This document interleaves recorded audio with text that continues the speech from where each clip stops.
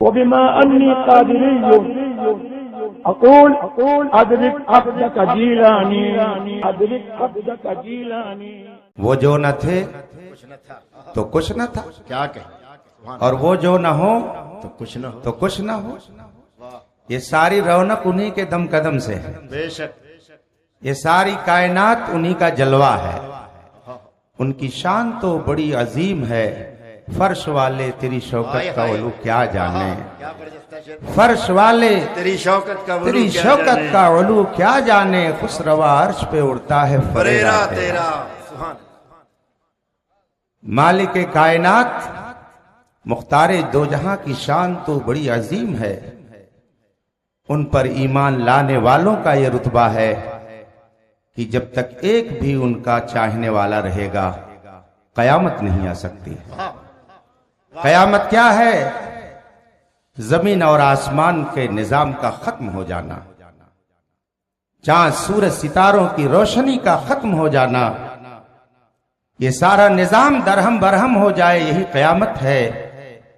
लेकिन वाह रे मोमिन, तेरा ये रुतबा है कि जब तक तू जमीन पे रहेगा ये जमीन का निजाम बिगड़ नहीं सकता। आसमान का शामियाना लगा रहेगा, जब तक तू इस दुनिया में रहेगा ये सारी कायनात यूं ही चमकती रहेगी।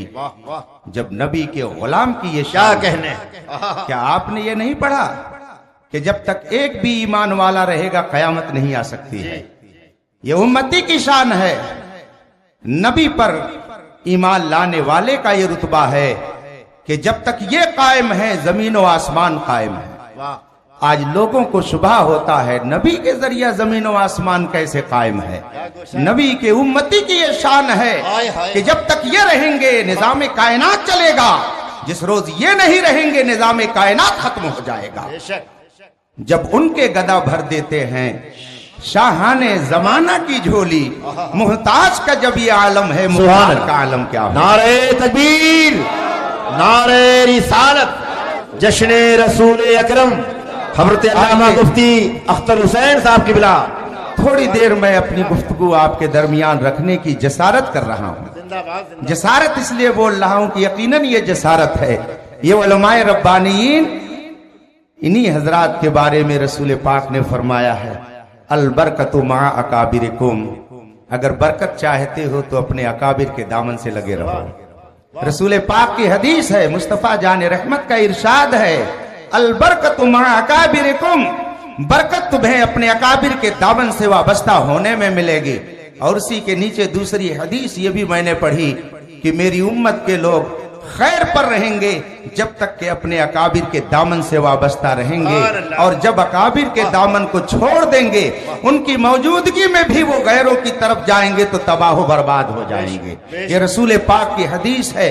ये अकाबिरीन उम्मत, इनकी मौजूदगी में मैं थोड़ी देर आपका वक्त लूंगा, मगर आइए इस अकीदत के साथ कि अगरचे आप बनारस में हैं मगर मुस्तफा जान रहमत की निगाहे करम से आप दूर नहीं हैं। आप यहाँ सुभान अल्लाह कह रहे हैं, आप यहाँ माशा अल्लाह कह रहे हैं, आप यहाँ सल्लल्लाहु अलैहि नबी लुम्मी का नगमा गुनगुना रहे हैं, मगर जिसकी बारगाह में आप ये नगमा पेश करना चाहते हैं वो आपसे दूर नहीं है। उसकी शान तो यह है कि दूर और नजदीक के सुनने वाले वो कान। वो कोई और आदमी होगा कि जिसका कान इतना खराब हो कि बगल की आवाज न सुन सके। हम जिस नबी का कलमा पढ़ते हैं उसकी शान ये है कि दूर नजदीक के सुनने वाले वो कान, काने लाले करामत पे लाखों सलाम। इसी अकीदत के साथ आप यहाँ बैठिए कि अगरचे आप बनारस की सरजमीन पर हैं मगर गुंबदे खजरा के मकीन की निगाहों में आप हैं, उनसे दूर नहीं हैं, उनके कुर्ब में हैं। वल्लाह वो सुन लेंगे, फरियाद को पहुंचेंगे। इतना भी तो कोई जो आह करे दिल से। अगर आज भी कोई आह से पुकार करके पुकारता है, सच्ची आह रखता है, तो खुदा की कसम आज भी मुस्तफा जान रहमत उसकी फरियाद को पहुंचते हैं। वल्लाह वो सुन लेंगे, फरियाद को पहुंचेंगे। इतना भी तो हो कोई जो आह करे दिल से। आइए इसी अकीदत के साथ गुंबदे खजरा की तरफ लौ लगा करके अपने नबी की बारगाह में दुरूद और सलाम का नजराने अकीदत पेश करे और पढ़े। अल्लाहुम्मा सल्ली अला सय्यदना व मौलाना मुहम्मद मअल वजूद वल करम व आलिल किराम अजमईन। हजरात, ये जमाना पढ़ा लिखा कहा जाता है, तरक्की याफ्ता जमाना कहा जाता है।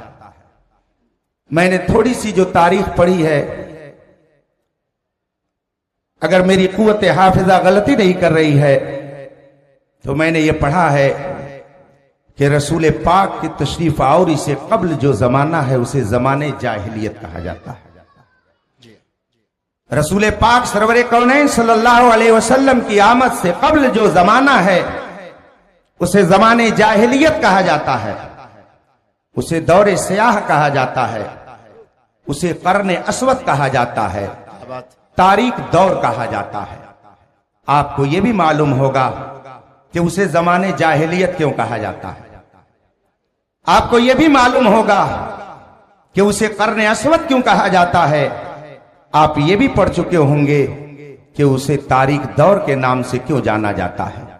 उलमा की बारगाह में आपने ज़ानुए अदब तय किया होगा तो आपको इन उलमा ने बताया होगा उस जमाने में अगरचे कुछ पढ़े लिखे जरूर थे और कुछ नहीं, बल्कि एक तो इतना पढ़ा लिखा माना जाता था, इतना बड़ा दानिश्वर था कि पूरी कौम उसको अबुल हिकम के नाम से जानती थी।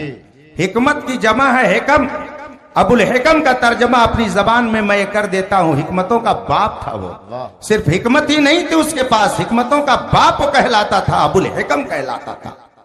ऐसे ऐसे लोग थे उस जमाने में, इतनी शानदार उनकी शायरी थी, इतनी बेहतरीन उनकी खिताबत थी कि वो अपनी खिताबत और अपनी शायरी का जौहर दिखाने के लिए वो बड़े बड़े मेले लगाया करते थे, बड़े बड़े बाजारों में जाकर के अपनी खिताबत का जौहर दिखाते थे। आपको यह भी मालूम होगा कि साल में जो एक बाजार लगता था, मेला लगता था, उस मेले में सब शुअरा अपनी शायरी की दाद देने आते थे, अपनी शायरी का जौहर दिखाते थे, अपने उम्दा अशआर को कौम के सामने पेश करते थे।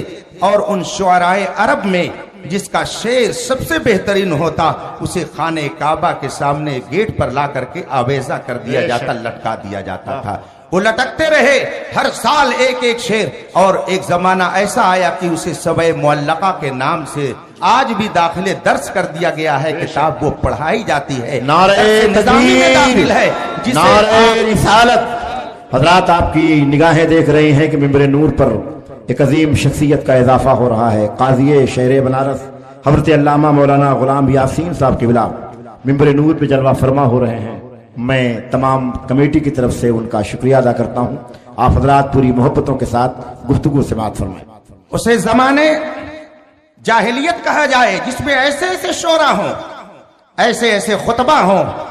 आप किताबें उठा करके अरबी तारीख की पढ़िए तो आपको मालूम होगा, ऐसी शानदार खिताबत करने वाले, ऐसे उम्दा अशार पेश करने वाले, ऐसे ऐसे दानिश्वर उस जमाने में थे।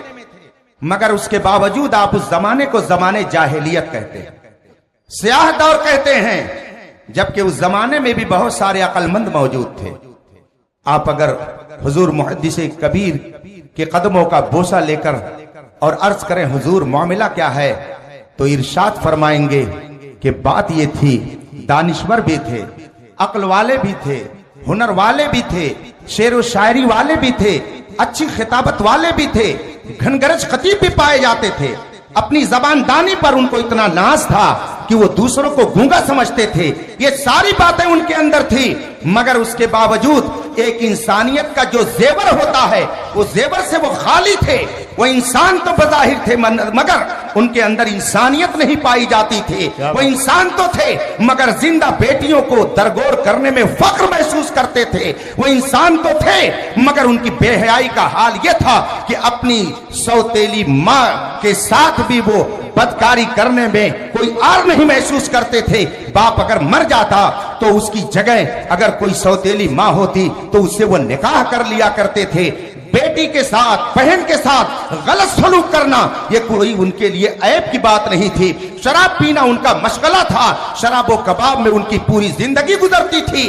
वो इतने कसावत कल्बी का शिकार थे, ऐसे सख्त दिल थे कि अगर उनके घर में बेटी पैदा हो जाती तो उसको ले जाकर के जिंदा कब्र में दफन कर दिया करते थे। ये सारी हरकतें उनके अंदर थी। अगरचे वो अकल वाले माने जाते थे, अगरचे उनके अंदर खिताबत थी, अगरचे उनके अंदर शेर और शायरी का बड़ा ज़ौक़ था, मगर इंसानियत का ये जेवर उनसे उतर चुका था। यही वजह है कि उस जमाने को जमाने जाहिलियत कहा जाता है, कर्न अस्वद कहा जाता है, तारीख जमाना कहा जाता है। मेरे भाइयों, जरा मैं आपकी तवज्जो चाहूंगा।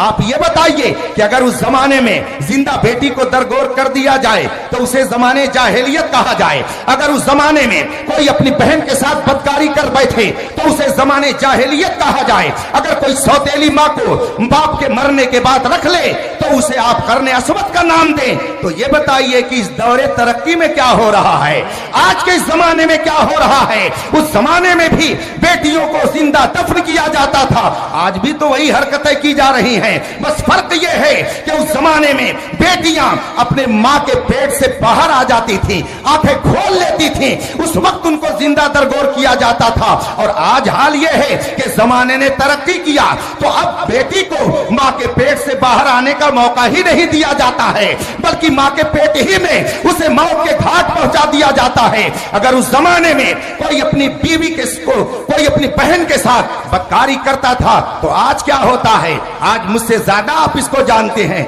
एक अखबार ने अभी कुछ सालों पहले एक रिपोर्ट पेश की, उसमें उसने कहा कि अमेरिका के अंदर 60% आबादी ऐसे लोगों की है कि जिनके यहाँ बाप का कोई पता ही नहीं है। 60% आबादी ऐसे लोगों की है कि जिनके बाप का कोई वजूद ही नहीं है। खुद मेरे पास एक फोन आया कलकत्ता से, उसने मुझसे सवाल किया कि हजरत मुझे एक मसला पूछना है। मैंने कहा मसला क्या है? तो उसने कहा मेरे मोहल्ले में एक बाप ने अपनी बेटी को बीवी बना के रखा है और उसे 3 औलाद पाई जाती है। मैंने कहा वो मुसलमान है? कहा हाँ, वो अपने आप को मुसलमान कहलाता है। आप मुफ्तियाने किराम से इस तरीके के न जाने कितने वाकयात मालूम कर सकते हैं। और शराब नोशी का हाल तो यह है कि आज लोग अगर दूसरे नाम से शराब नोशी करते तो करते, धड़ल्ले से खुल्लम खुल्ला मुस्लिम कौम के नौजवान किस कदर तबाहियों में जा रहे हैं ये हमें बताने की जरूरत नहीं है। अगर वो जमाना जमाने जहालत था तो ये जमाना क्या इसे तरक्की याफ्ता जमाना कहा जाएगा? क्या इसे रोशनी का जमाना कहा जाएगा? नहीं, ऐसा नहीं है। इसलिए हमें समझना पड़ेगा कि तरक्की क्या है, तरक्की याफ्ता जमाना क्या है, इल्म क्या है, इल्म की रोशनी क्या है। इसे समझने के लिए हमें रसूल पाक की बारगाह में हाथ देनी पड़ेगी। जमाने जाहिलियत था, वो जमाना खत्म हुआ। मुस्तफा जाने रहमत तशरीफ ले आए। अबू जहल जो अबुल हिकम बना फिरता था, नबी के दामन से वाबस्ता नहीं हुआ, अबू जहल हो गया। सारी हिकमत धरी की धरी रह गई। और हजरत उमर फारूक आजम मुस्तफा जाने रहमत के दामन से वाबस्ता हो गए। तो सिर्फ इंसानियत ही के लिए नहीं बल्कि पूरी कायनात के लिए वो मायनाज फख्र बन गए, फख्र कायनात बन गए। हजरत सिद्दीक अकबर मुस्तफा जाने रहमत की बारगाह में आए तो सिद्दीक अकबर बन गए। जो उनके दामन से वाबस्ता हुआ वो इंसानियत के लिए फख्र बन गया, वो इंसानियत के सर का ताज बन गया। इससे मालूम यह हुआ कि जहालत इंजीनियर बनने से, दानिश्वर बनने से दूर नहीं होती है। अगर जहालत दूर होती है तो गुलाम मुस्तफा बनने से दूर होती है। आज बहुत सारे लोग कहते हैं पढ़ो, पढ़ना चाहिए। अगर डॉक्टर नहीं बनेंगे तो गरीबों का इलाज मुफ्त कौन करेगा? अगर इंजीनियर नहीं बनेंगे तो मदरसों का नक्शा कौन बनाएगा? अगर आप वकील नहीं बनेंगे तो बेकसूर जेलों में जो भेजे जा रहे हैं इनको मुकदमात के जरिया छुड़ाएगा कौन? अगर आप आलिम नहीं बनेंगे तो बताइए कौम की मजहबी रहनुमाई कौन करेगा? लेकिन याद रखिए कुछ चीजें ऐसी होती हैं कि जिन्हें इस्तेमाल करने के लिए दिया जाता है और कुछ चीजें ऐसी होती हैं जिसे मोहब्बत करने के लिए दिया जाता है। रब्बे कायनात ने आपको अगर इंजीनियरिंग का इल्म दिया, डॉक्टरी का इल्म दिया है, मास्टरी का इल्म दिया है, आप एडवोकेट बन गए, आप प्रोफेसर बन गए, आप बड़े डॉक्टर बन गए, आप बड़े पैसे वाले बन गए, आप दुनियादार हो गए। ये सारी चीजें रब्बे कायनात ने आपको किस लिए दी हैं? मोहब्बत करने के लिए नहीं। ये सारी चीजें रब ने आपको इस्तेमाल करने के लिए दी हैं। अगर मोहब्बत करने के लिए उसने किसी को दिया है तो मुस्तफा जाने रहमत को अता फरमाया है। आला हजरत फरमाते हैं हम आए यहां किस लिए? अपनी काबिलियत दिखाने के लिए। हम आए यहां कुफ्र को ईमान साबित करने के लिए। हम आए यहां ईमान को कुफ्र के दलदल में ले जाने के लिए। हम आए यहां कौम को तबाही और बर्बादी के दहाने पर ले जाने के लिए नहीं। आला हजरत फरमाते हैं रजा इस्लामिक मिशन आपको यह पैगाम दे रहा है कि आप दुनिया के किसी खित्ते में रहिए, डॉक्टरी पढ़ लीजिए, खूब बड़े डॉक्टर बन जाइए, इंजीनियर बन जाइए, प्रोफेसर बन जाइए, मुहक्किक बनिए, दानिश्वर बनिए, आलिम बनिए, फकीह बनिए, उड़ो फजाओं में और आसमान को छू लो खुदा के वास्ते, लेकिन खुदा को मत भूलो। आप दुनिया के किसी गोशे में रहिए मगर ये समझिए कि ये सारी चीजें रब्बे कायनात ने आपको इस्तेमाल करने के लिए दिया है, मोहब्बत करने के लिए उसने अपना महबूब अता फरमाया। हम आए यहां तुम्हारे लिए। ख्वाजा गरीब नवाज किस लिए आए थे? महबूब इलाही ने किस लिए दिल्ली को इख्तियार किया? हजरत मखदूम सिमना किस लिए सिमना की ताज शाही को छोड़ करके आ गए? हजरत वारिस पाक ने क्यों दुनिया को तर्क कर दिया? हजरत कुतुबुद्दीन बख्तियार काकी ने दिल्ली में एक गोशा क्यों इख्तियार कर लिया? मखदूम जहानिया जहां गश्त ने क्यों अपना वतन छोड़ दिया? आप अगर इसकी गहराई में उतरेंगे तो आपको यही मिलेगा कि ये अपनी प्रॉपर्टी बनाने के लिए नहीं आए थे, ये अपनी काबिलियत दिखाने के लिए नहीं आए थे, ये लोगों को कुफ्र के दलदल में ले जाने के लिए नहीं आए थे, ये उसी लिए आए थे जो आला हजरत हमें सिखा रहे हैं। हम आए यहाँ तुम्हारे लिए, उठे भी वहां तुम्हारे लिए। हम इसलिए दुनिया में हैं कि दुनिया के किसी गोशे में रहे मगर मुस्तफा जाने रहमत की अजमत का परचम बुलंद करने के लिए आए। हम जश्न रसूल अकरम में हैं। ये जश्न तो हमारा फितरी हक है। आदमी जिसकी खाता है उसी की गाता है, देता खुदा है, इसमें किसी को शक नहीं, इससे किसको इनकार है? हर नेमत खुदा देता है। कुरान फरमाता है वमा बिकुम बिन निअमतिन फमिनल्लाह, जो कुछ तुम्हें मिल रही है नेमतें सब खुदा की तरफ से हैं। हर नेमत को अता खुदा करता है, इससे कोई सुन्नी अलग नहीं। हर मोमिन का यही अकीदा है। जर्रे जर्रे में तसर्रुफ खुदा करता है, जर्रे जर्रे को अता करने वाला खुदा है, इज्जत अता करने वाला खुदा है, ईमान अता करने वाला खुदा है, औलाद देने वाला खुदा है। ये सारी नेमतें खुदा देता है, इस पर हमारा ईमान है, इससे कोई मुसलमान अलग नहीं हो सकता। लेकिन बात इतने ही पे खत्म नहीं हो जाती। खुद मुस्तफा जाने रहमत ने फरमाया है इन्नमा अना कासिम वल्लाहु युअती, देता तो खुदा है मगर बांटता मैं हूं। इसलिए अगर तुम खुदा को मानने का दावा करते हो तो याद रखो जो देता है उसकी बंदगी करो और जो तुम्हें दिलाता है उससे मोहब्बत करते रहो। सुभान अल्लाह। नारे तकबीर, नारे रिसालत, मसलक यारा हजरत। यही फलसफा कुछ लोगों की समझ में नहीं आता और वो कहते हैं कि मांग लिया तुमने ये तो शिर्क हो गया, तुमने वली से मांगा ये शिर्क हो गया, नबी से मांगा ये शिर्क हो गया। और हैरत होती है अरब के उन लोगों पर जो बड़ी बड़ी यूनिवर्सिटियां कायम करके और अपने प्रोडक्ट को वो दुनिया में भेजते हैं अपनी जहरीली जहनियत को फैलाने के लिए। मैं ऐसे लोगों से भी कहना चाहूंगा कि अभी वक्त है, कयामत करीब है मगर अभी आई नहीं है। चर्ब जबानी यहां चल जाएगी, जबान आवरी का तुम करिश्मा यहां दिखा सकते हो मगर जब रब की बारगाह में जाओगे तो वहां तुम्हारी चर्ब जबानी काम नहीं करेगी।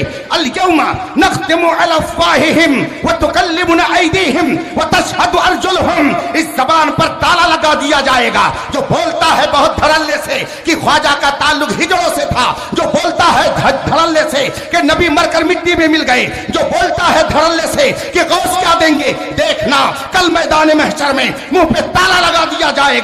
तेरा हाथ बोलेगा, तेरी जबान बोल, तेरा हाथ बोलेगा, तेरा पैर बोलेगा कि तूने किसकी शान में गुस्ताखियां की है। ऐसे वक्त में ये रजा के चाहने वाले कहेंगे तुझसे और जन्नत से। हाय हाय हाय हाय, क्या कहने, चर्ब जबानी यहां चलेगी से और जन्नत से क्या मतलब? चल दूर हो, हाय हाय। चर्ब जबानी यहां चलेगी, चर्ब जबानी वहां नहीं चलेगी। क्या साहबा ने यह नहीं जाना कि खुदा के अलावा किसी से मांगना शिर्क है? क्या साहबा ने यह नहीं समझा कि खुदा के अलावा किसी और के यहां हाथ उठाना शिर्क है? क्या साहबा ने यह नहीं समझा कि खुदा के अलावा किसी और के यहां जाकर के फरियाद रसी करना, फरियादी बनना, यह शिर्क है। अगर ये शिर्क है तो कोई तुम्हारे शिर्क के फतवे से बच नहीं सकता है। तुम्हें काली घटाओं का नहीं पहचानना आया, नशीमन से धुआं उठता है, तुम कहते हो सावन है। इस घर को आग लग गई घर के चराग से, कहता है हम दीन फैला रहे हैं, हम ईमान फैला रहे हैं। ईमान मुस्तफा को छोड़ करके कहीं मिल सकता है? अगर कोई खुदा को मानने का जिंदगी भर दावा करता रहे, बल्कि मैं ये कहता हूं खुदा को भी माने, खुदा के सारे रसूलों को भी माने, सारी किताबों को भी माने, हजरत आदम से लेकर हजरत ईसा तक वो सारे नबियों को माने, सारी किताबों को माने, जितनी आसमानी किताबें हैं वो सब पर सबको मानने का इकरार करे, मगर मेरे नबी को ना माने, बताओ क्या मुसलमान हो जाएगा? क्या उसे मोमिन कहा जाएगा? क्या काफिर एक खुदा को मानने का दावा नहीं करता है?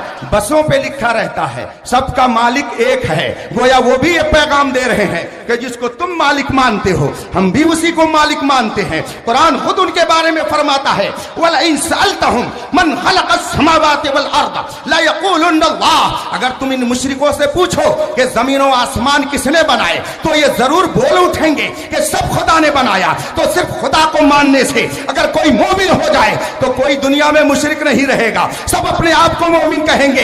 इसलिए याद रखिए कि मोमिन वो है जो उनकी इज्जत पे मरे दिल से ताज़ीम भी करता है, नजदी तो मरे दिल से। क्या कहने, कोई सिर्फ खुदा को मानकर आज क्या मोमिन हो सकता है?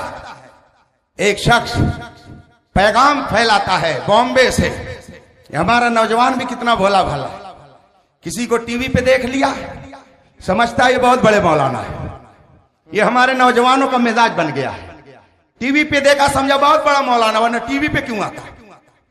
ये हीरो के मुकाबले में इसने आलिम को भी खड़ा कर दिया कि जो हीरो आ जाए टेलीविजन पर वो बहुत बड़ा हीरो होता है। क्या बात है? तो ये समझते हैं कि जो आलिम टीवी पर दिख जाए वो बहुत बड़ा आलिम होता है। चमकता जो नजर आए वो सब सोना नहीं होता। अगर दुनिया में रहना है तो कुछ पहचान पैदा कर। इसलिए मुस्तफा जाने रहमत की शरीयत का जो मजाक उड़ाए वो आलिम तो आलिम है, मैं समझता हूं पक्का मोमिन भी नहीं हो सकता है। बड़ा आलिम होना तो बहुत दूर की बात है, मगर ये नौजवान अपना एक मेयार बनाए हुए है कि जो टीवी पे नजर आ जाए वो बहुत बड़ा मौलाना होगा, जो इंग्लिश में बात करने लगे वो बहुत काबिल होगा। इसीलिए दो नौजवान अगर बैठे रहते हैं और अगर उनको किसी तीसरे पर अपना रोब जमाना होता है तो फौरन वो इंग्लिश में बात करने लगते हैं ताकि तीसरा समझ जाए कि हम बहुत पढ़े लिखे हैं। तो आजकल लोग इंग्लिश बोल करके अपना रोब जमाने की कोशिश करते हैं। इसी नफ्सी आईनी नफ्सियात को पढ़ लिया बॉम्बे के किसी एक खैर मुकल्लिद ने, और उसने वहां से इंग्लिश के जरिया लोगों में अपनी गुमराही फैलाने का बंदोबस्त कर लिया और धड़ल्ले से उसने अपनी तकरीर में कहा, क्या कहता है, आज की डेट में मोहम्मद सल्लल्लाहु अलैहि वसल्लम को मानना भी शिर्क है।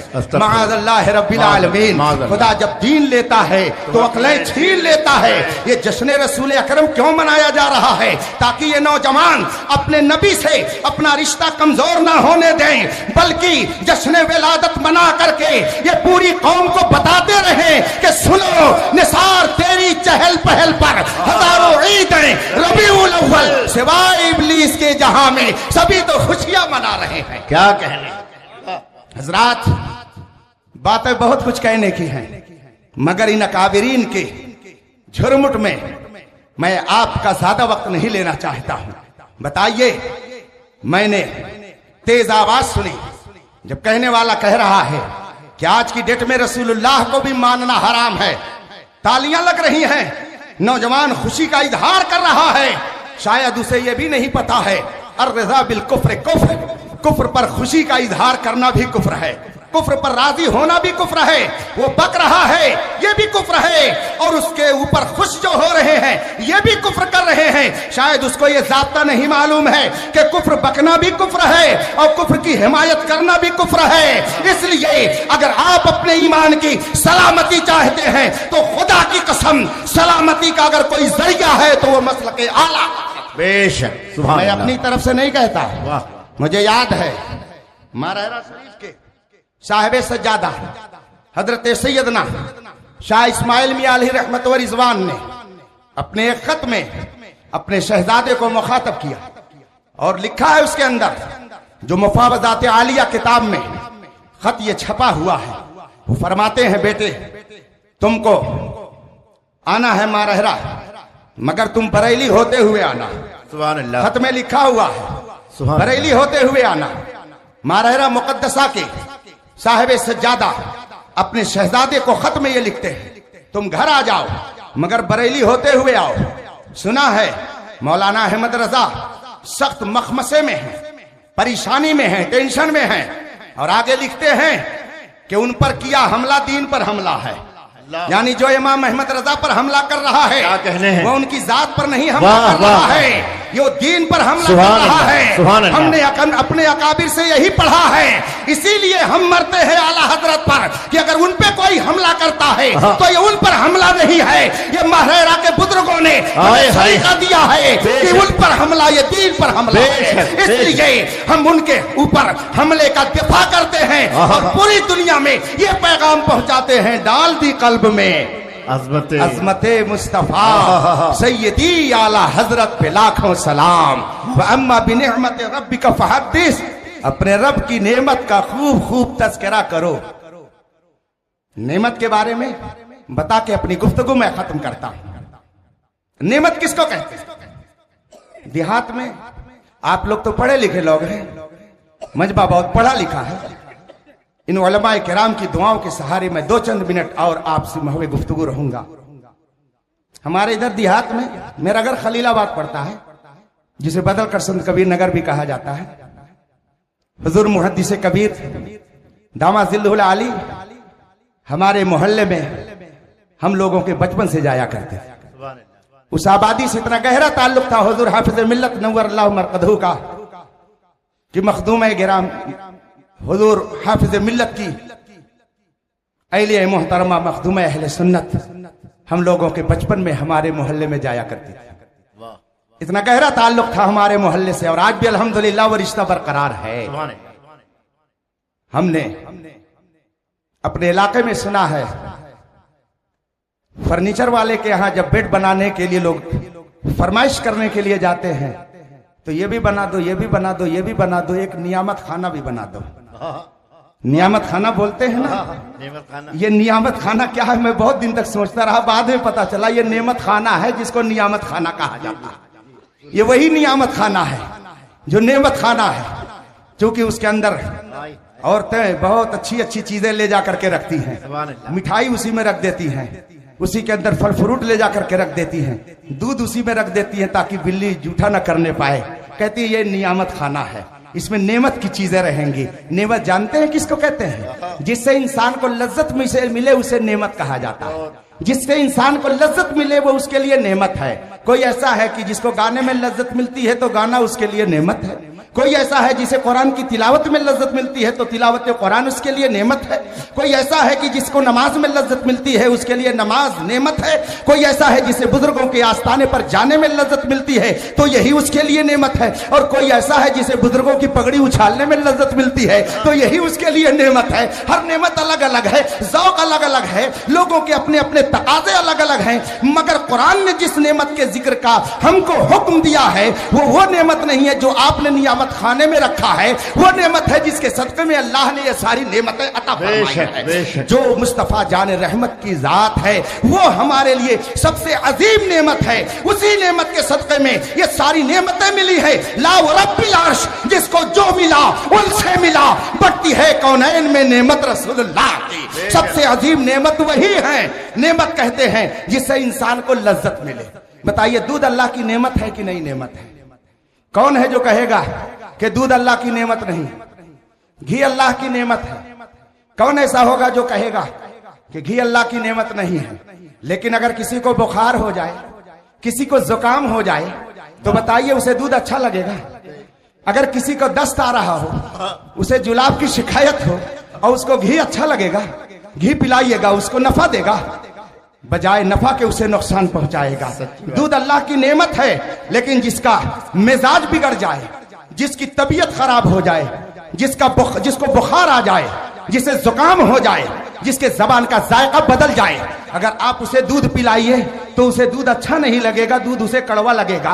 मगर ये बताइए कि इसमें दूध का कसूर है कि उसके अपने मिजाज का कसूर है? इसमें दूध की कोई खराबी है या उसके अपने तबीयत की खराबी है? आप बोल पड़ेंगे कि नहीं जनाब, दूध तो अपनी जगह पर पहले भी अल्लाह की नेमत था, वो अब भी अल्लाह की नेमत है। अगर मामला ये है कि जिसको ये दूध दिया जा रहा है, जिसके सामने पेश किया जा रहा है, उसकी तबीयत खराब है, उसे मिजाज, उसका मिजाज बदल गया है, उसे बुखार आ गया है, उसे जुकाम हो गया है, उसको दस्त आ रहा है, इसलिए ये नेमतें उसको अच्छी नहीं लगती हैं। अब अपनी तबीयत का उसे इलाज कराना चाहिए या उसे दूध को बुरा कहना चाहिए और घी की मजम्मत करनी चाहिए? अगर कोई अपनी तबीयत का इलाज न कराए और दूध के बारे में कहने लगे कि ये तो कड़वा है, दूध के बारे में कहने लगे ये तो बहुत खराब चीज है, तो दुनिया वाले कहेंगे इसे या तो करीब अगर रांची हो तो वहां लेकर के चले जाओ, और अगर करीब है तो आगरा इसको बैठा दिया जाए। इसलिए कि दूध तो अल्लाह की नेमत है, उसमें कोई खराबी नहीं है। उसके मिजाज में खराबी आ गई है तो उसे अपने मिजाज का इलाज कराना चाहिए। इसी तरीके से मैं कहता हूं, इस वक्त अल्लाह की एक अजीम नेमत मेरे इमाम अहमद रजा है। अगर किसी का तबीयत खराब, अगर किसी की तबीयत खराब है तो उसे अपनी तबीयत का इलाज कराना चाहिए, उसे अपने मिजाज का इलाज कराना चाहिए। इमाम अहमद रजा कल भी अल्लाह की नेमत थे, आज भी अल्लाह की नेमत। बेशक, सुभान अल्लाह। और अगर नेमत ना होते तो उनके पीरो मुर्शिद अल्लाह की बारगाह में तोहफे के तौर पर पेश करते। गड़ा सला सामान तोहफे में नहीं पेश किया जाता, सबसे आला किस्म का सामान तोहफे में पेश किया जाता है। आला हजरत को, आला हजरत के पीरो मुर्शिद ने रब की बारगाह में बतौर तोहफा पेश करने की ख्वाहिश और तमन्ना की है। इसलिए इमाम अहमद रजा अल्लाह की अजीम नेमत है और उनके तवस्सुल से आज हम सब के दिलों की धड़कन, आलम इस्लाम की आबरू, जिन्हें हुजूर ताज शरिया कहा जाता है, वो भी अल्लाह की बहुत अजीम नेमत है। अब अगर किसी को ये नेमत अच्छी ना लगे तो उसे अपना मुहासबा करना चाहिए, अपनी तबीयत का इलाज कराना चाहिए। वो तो अल्लाह की नेमत है, उनकी आशान ये है कि उनका साया एक तजल्ली, उनका नक्शे पा चराग, वो जिधर गुजरे उधर ही रोशनी होती गई। रब्बे कदीर इन बुजुर्गों का साए करम हम पर तादेर सलामत रखे। ये सब अल्लाह की नेमत है, नेमतों को ठुकराया नहीं जाता है, उसको सीने से लगाया जाता है। वह अम्मा बिनेमत रब्बिका फहद्दिस, अपने रब की नेमत का खूब तज़किरा करो। जो अल्लाह तक तुम्हें पहुंचाए वही अल्लाह की नेमत है, और जो अल्लाह से दूर कर दे वो अल्लाह की नेमत नहीं है, वो तो तुम्हारे लिए जहमत है। जो खुदा से दूर करे वो जहमत है, और जो खुदा तक पहुंचा दे वही उसकी नेमत है। अल्लाह ताला हम सब के ईमान की हिफाजत फरमाए। ये फितनों का दौर है, बहुत अजीब कशमकश के माहौल में हम लोग गुजर रहे हैं। जश्न रसूल अकरम है, मगर जिनकी तबीयत नहीं, जिनका अकीदा खराब है, उन्हें यह जश्न भी अच्छा नहीं लगता। तो उनसे कहिए कि आप अपने जहन का इलाज कराइए, इस जश्न के अंदर कीड़े निकालने की कोशिश न कीजिए। यह जश्न तो पूरी कायनात मना रही थी जब मुस्तफा जाने रहमत तशरीफ ले आए हैं। हमारे नौजवानों से लोग कहते हैं दिखाओ जरा कहां हदीस शरीफ में है, कहां बुखारी शरीफ में है कि रसूल पाक का जश्न सहाबा ने मनाया। मगर ये नौजवान कभी उल्टा उनसे नहीं पूछता है कि वो हदीस जरा बुखारी शरीफ में दिखा दीजिए जिसमें रसूल पाक ने मना किया हो कि मेरा जश्न कभी ना मनाना। इनसे जब पूछा जाता है कि बताओ खड़े होकर के सलाम पढ़ना कहां लिखा है, तो ये अपने मौलाना के पास फोन करेगा, उनसे मसला पूछेगा, उलट करके उनसे ये नहीं सवाल करेगा जरा बुखारी शरीफ में कहां लिखा हुआ दिखा दो कि रसूल पाक पर खड़े होकर के सलाम न पढ़ना, ये कहां हदीस में मना किया गया। मगर इसे नहीं पेश करता है। बात यह है कि इसका जहन मरऊब हो चुका है। आपको मरऊब होने की जरूरत नहीं है, आप मफ्तू नहीं हो, आप फाते हो। आप दुनिया में मुस्तफा की अजमत का परचम बुलंद करने के लिए आए हैं। मरते दम तक इसी मशरब व मसलक पर कायम रहिए। इंशाअल्लाह जब दुनिया से जाएंगे, माँ साथ छोड़ेगी, बाप साथ छोड़ेगा, सब इधर उधर हो जाएंगे, मगर जिस पर ईमान लाए हो उनकी शान क्या होगी, कब्र में लहराएंगे। ता हस्र चश्मे नूर के जलवा फरमा होगी जब तलात रसूलुल्लाह की। उन्हें जाना, उन्हें माना, न रखा गैर से काम, लिल्लाहिल हम्द में दुनिया से मुसलमान गया। व आखिर दावाना अनिल हम्दुलिल्लाहि रब्बिल आलमीन। अस्सलामु अलैकुम।